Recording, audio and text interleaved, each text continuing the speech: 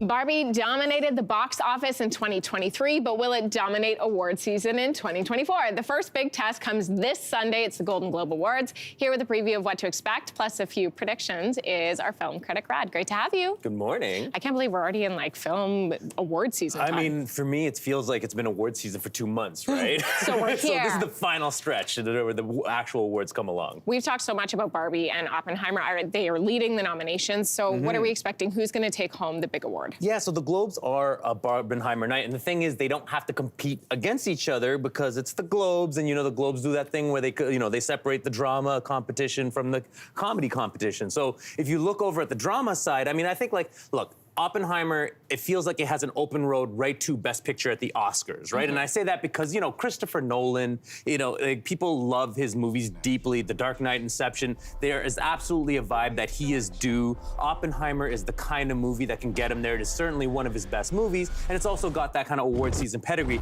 And I'm saying that even though it's in competition with 2 of my favorite movies of the year, Killers of the Flower Moon and Zone of Interest, right? Those are both in this category. I think those are the best movies. But I think Oppenheimer is the one that has the best shot at Best Picture. Right. Whereas if you look over at the comedy side, well, I don't know, Barbie looks like the weakest one in this category. Yeah, and I know, it's got its fandom, and the fans think this is God's gift to gender equality, and maybe the Globes will say the same. But the thing is, it's I have a hard time. The Globes do tend to lean a little populist, but I have a hard time believing that they're going to go for Barbie over other deeply loved crowd pleasers with award season pedigree like The Holdovers and American Fiction, and even Poor Things, which is like Barbie with sex. Okay, so let's also talk TV shows. Top contenders for awards there? Yeah, I mean, look, it's Succession's year. The Roy family, the Roy family is back. If we're talking about the drama side of things, right? I know there's a lot of accomplished shows there, but I mean, I feel like, they nailed it with that finale, with the Succession finale. This season, this show, this series ended as one of the best ever in my mind, behind The Wire and Sopranos. And so, this is just gonna be the beginning of its award season domination at the Globes. The very next week, you'll see it at the Emmys as well. And then if you look over on the comedy side, that's harder to gauge on comedy, because it's like, Abbott Elementary is in there.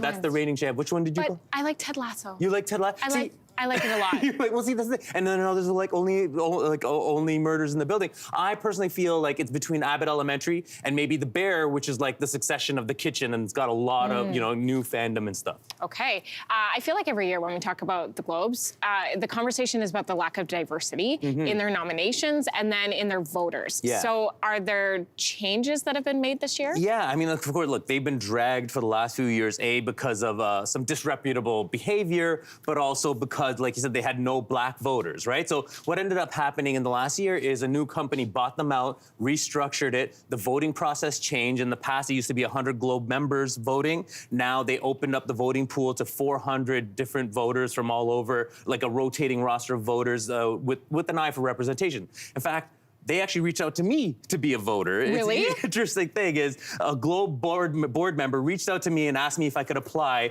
to be a member, a voter. No, and then, so I sent the application, and then they rejected me. Come on. They were like, they couldn't handle Rad. I mean, it's and I think the reason is because I'm actually a member of the Critics' Choice Association. We have a Critics' Choice Award show the very next week that is competing, so that's probably why. Or they just couldn't handle the heat. They couldn't handle how awesome you are. I get it, I get it.